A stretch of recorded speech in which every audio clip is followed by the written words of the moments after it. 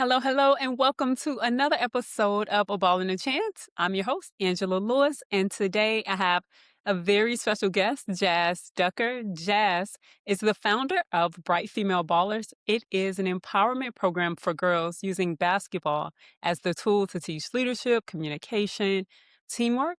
She is also a varsity girls basketball coach, and she is a street baller. Jazz and I met in New York when the Hoop Bus was having an event at a school. So, Jazz, thank you so much for joining me today, and I'm excited to dive into all of the things. Thank you so much for having me.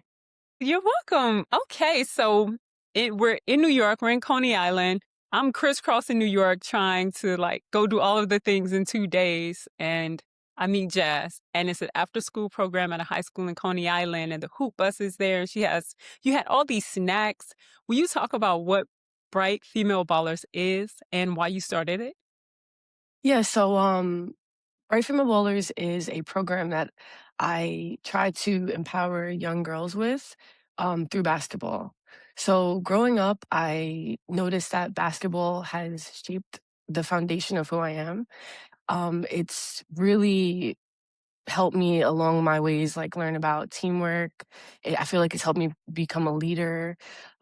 It's helped me communicate. It's helped me make lifelong friends. And I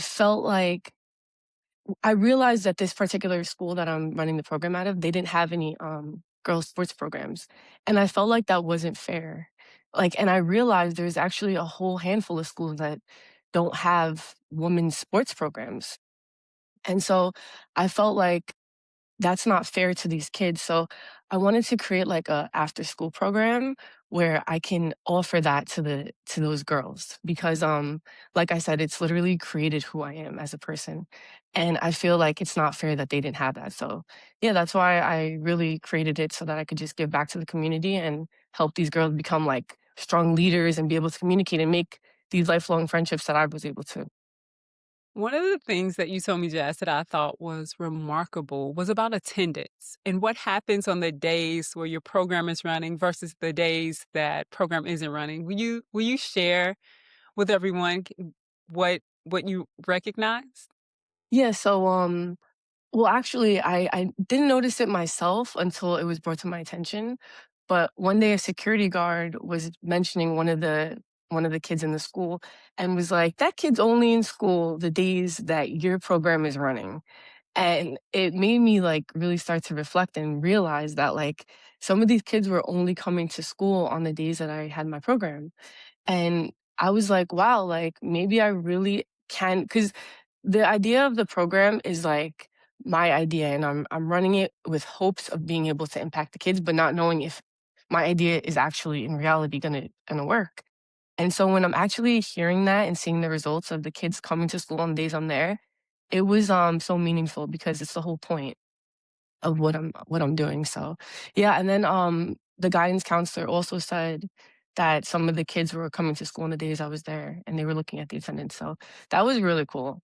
Yeah, that was That really cool. says a lot. That says a lot about your program and the relationships that you've built with the students at the school and with the girls. We know that mentoring is important, representation is important for girls to see you and to know the skills that you have.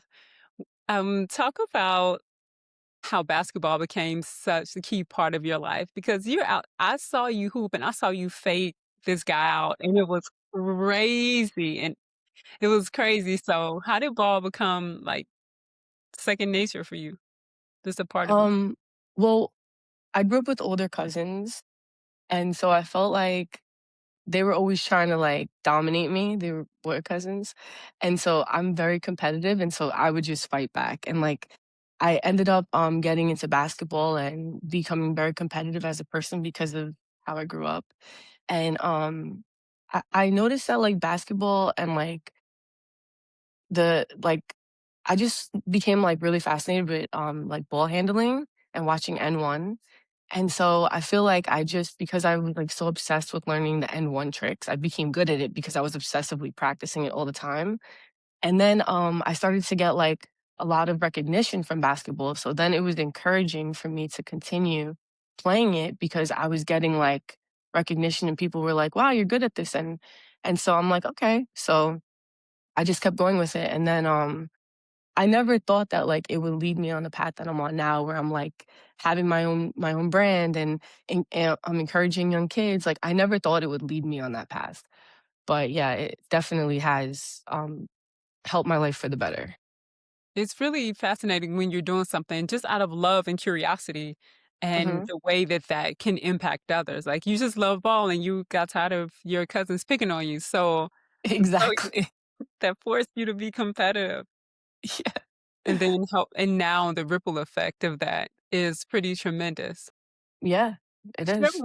Share more about Bright Female Ballers. Is it once a week, twice a week? How long is the program? What types of things are happening? You told me, but I want you to share like more because I think there's a lot of people. Here's my ask, Jazz. I want you to think about there's another young woman who played ball growing up who these little girls look up to, and maybe she has an idea to start a program, but doesn't really know how to structure it or shape it. So can you share how did you decide on the structure and what happens during the program? Well, it's funny because, like, aside from basketball, I love learning about, like, mindset and because I feel like your mindset dictates your entire life.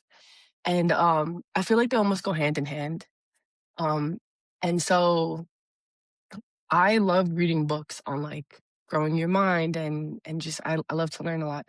So I wanted to figure out a way I can combine both of those aspects, the sports aspect and the mindset aspect. And so I created Bright Female Ballers where, I meet with the kids every year that I've ran the program in the school, I've kinda changed it a little bit because it's still growing. But this year I ran the program twice a week. I ran it on Mondays and Fridays because those were days that had low attendance.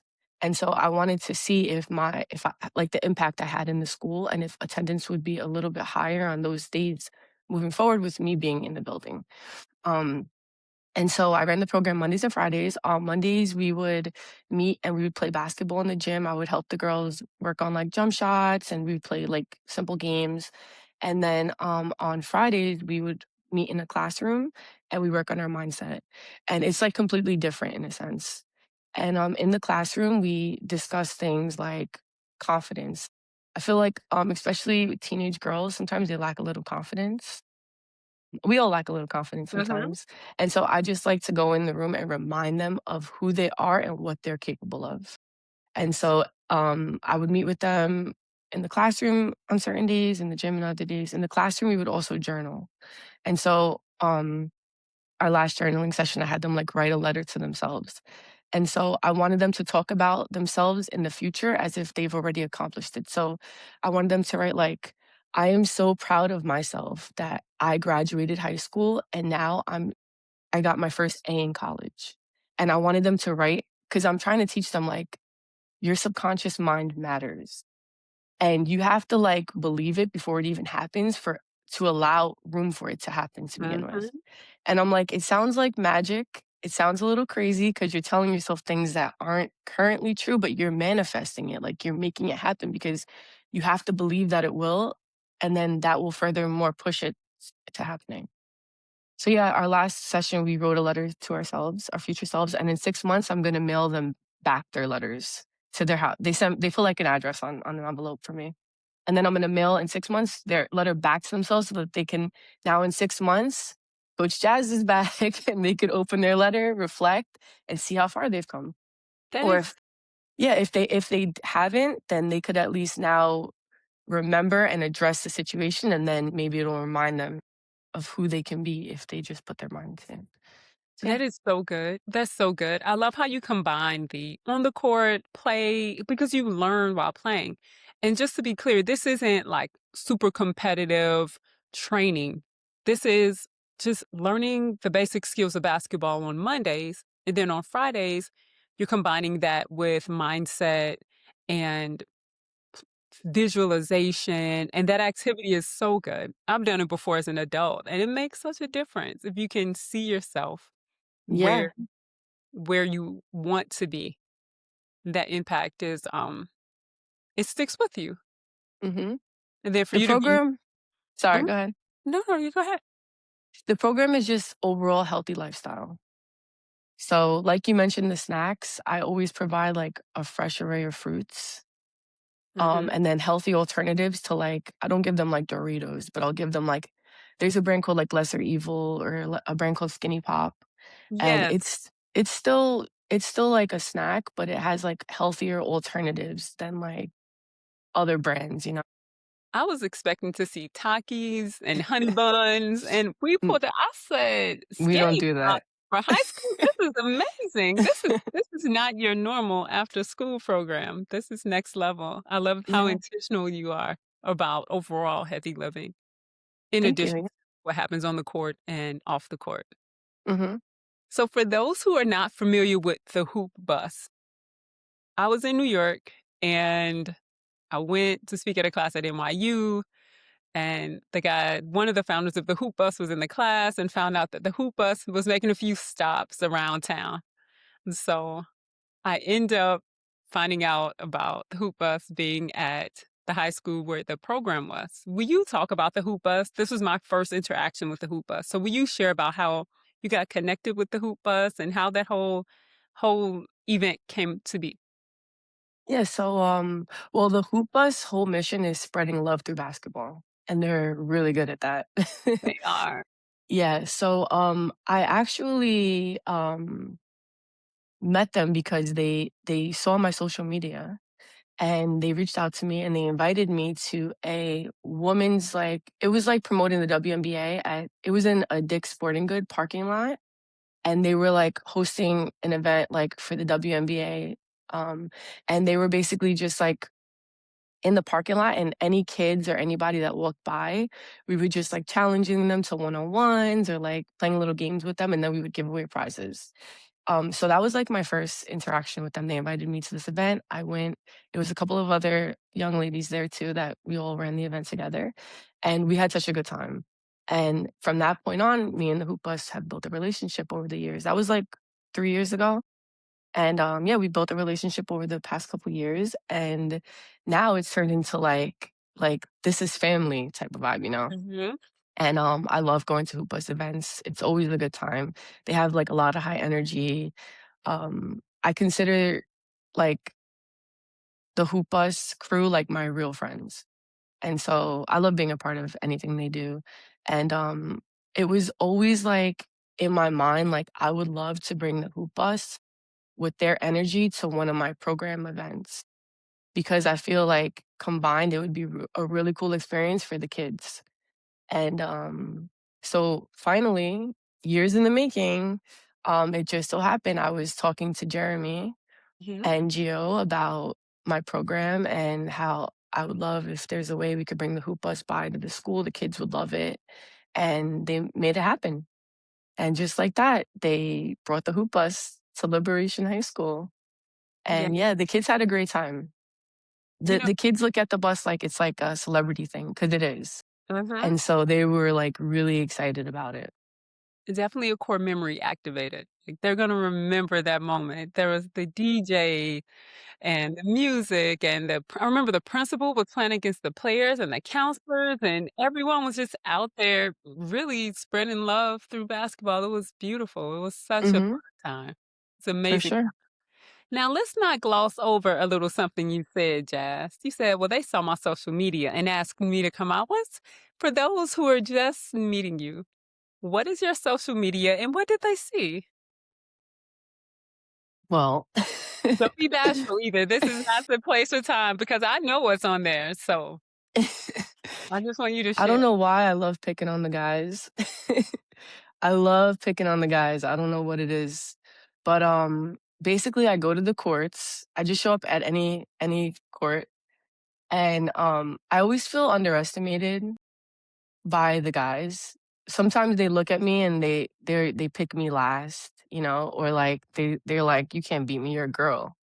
And that is the fuel that I need. That's all I need to hear. It's like music to my ears. And so that activates beast mode jazz.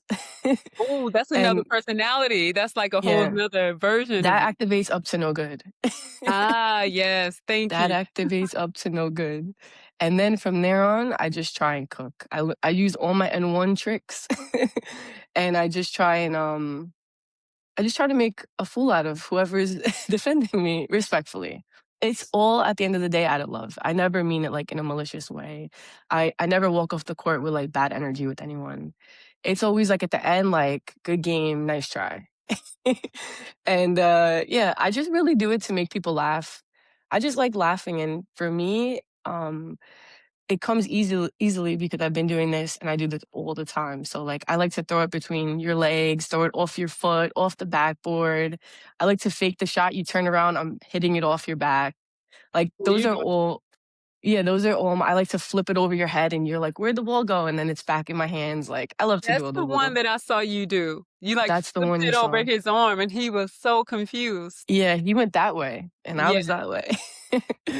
So yeah, those little tricks I love to do. And a couple years back, my specialty is like ball handling. So a couple years back, I was just coming up the court and I crossed over a kid and he fell. And the video went viral and people started like it actually ended up on Sports Center. TMZ interviewed me. It was like literally on ESPN, like on the TV. And it was like I was like that's me on TV. Like it was like surreal. And I couldn't believe TMZ wanted to interview me. I'm like, what, me? Yeah, like, how did And they reach out to you? they messaged me on Instagram. And people started messaging me and they're like, can you post more? And I'm like, I literally do this like all the time. Like this is regular business. I didn't know that people wanted to see this side of me. Like I had no idea. So then I bought a little mini tripod and I put it like in the corner. I didn't know what I was doing. I was like, the people want more, so I got to give the people more. And so I put a little tripod in the corner of the gym and I started filming, but it was like really bad. It was like low angle. It wasn't a 6-foot tripod. It was like a 3-foot tripod. It was in the corner. It was just horrible. But I started posting more on that angle and it started to get some attention. And then eventually I bought a 6-foot tripod. And then and then I got mic'd up and then I started making a lot more videos. And yeah, I started to get like millions and millions of views. And then my follower count started growing. And I was like, wow, like, and then I started getting paid through Facebook and Instagram. And I'm like, this is like real. Like I could really make money from just having fun playing basketball. Like I never saw like an opportunity like that aside if you're not a coach or if you're not in the WNBA or the NBA. I never thought you could really like make money. And I'm just like out here recording myself and making money. And I'm like, I just kept going with it. And now, years in the making, I have been getting like opportunities. I was flown out to Vegas. I think I might have mentioned it to you last No. month. I No. was flown out to Vegas last month from by BetMGM, and they had me perform in front of an audience, like do like little trick shots and some ball handling stuff. And I was like, this is crazy. Like this is getting cool. So I just have been running with that. Congratulations. That's huge. Yeah, it was really, really a cool experience. And like I just look at myself like I'm just Jazz. But like at the event, they were looking at me like, do you need more water? Do you need this? You need that? I'm like, guys, I'm fine. you know? But it was humbling. It was like, wow, this is cool. And so yeah. So between that and Bright Female Ballers, I've definitely been busy with basketball. Yes. When we had our initial conversation, it was around how there are so many avenues in the ecosystem of sport. Like you said, well, you thought if you weren't playing or coaching, there wasn't a way to get paid or a space for you, and you really love the game. And so, because this podcast is all about the ecosystem, I thought it was important for us to have a conversation to hear about, well, I love the game. I want to stay connected, but where do I fit? You're running after school programs for girls, you're coaching at the high school level, and then you're also doing these collaborations. Hmm. And that is not something that a lot of some people may not know how to make that happen. And so it sounds like you just kept recording and posting and being who you are. You weren't trying to be anything other than what you are. Yeah. And I feel like the biggest thing in like if there's someone watching this and they're like, how do you do it? I would say you have to just go out there and make it happen. Like it takes you're very vulnerable when you're putting yourself out there, like when you're starting a business or when you're posting on social media. you're very vulnerable. You're putting yourself out there to be judged, critiqued, and those are sometimes not easy things to handle when people are like saying things that are not the nicest to you, you know? And I get that a lot. I get a lot in like heat.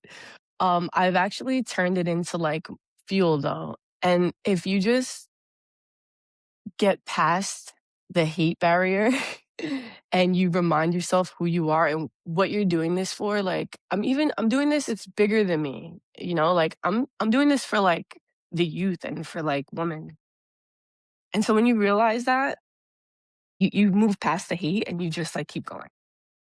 Yeah, so you're thinking about, one, what's my why, right? What is the reason that I'm doing this? Knowing that there's always gonna be someone with an opinion who may not like what you're doing, and that's just part of it, but you keep going in spite of. Hmm. Have you had any injuries or challenges along the way where you were like, I don't know if I can keep playing ball?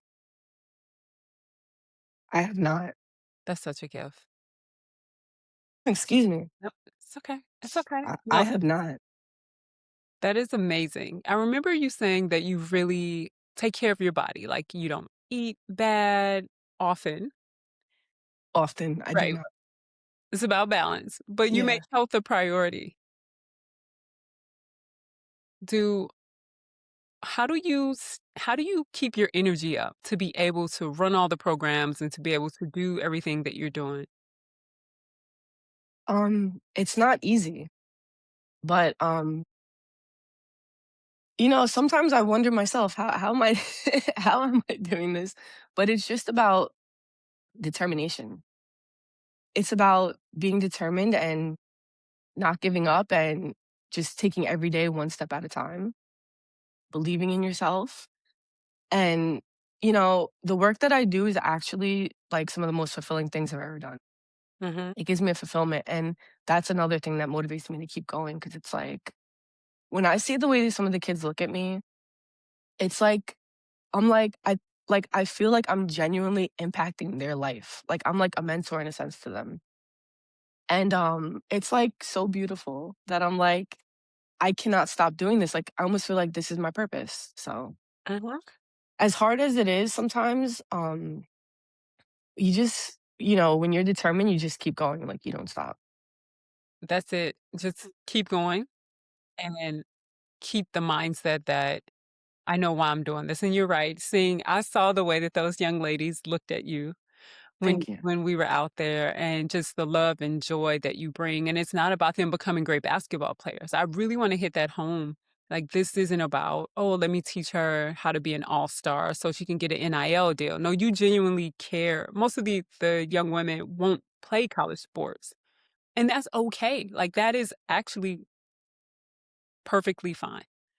You're literally giving them an opportunity to just enjoy the game, to see themselves get better at various skills, but then also work on who they are as a young woman. And I think the work that you're doing is tremendous and so important and impactful. Thank you. That it is. It's way more than basketball. I'm not here intensively training them on how to become a D1 hooper.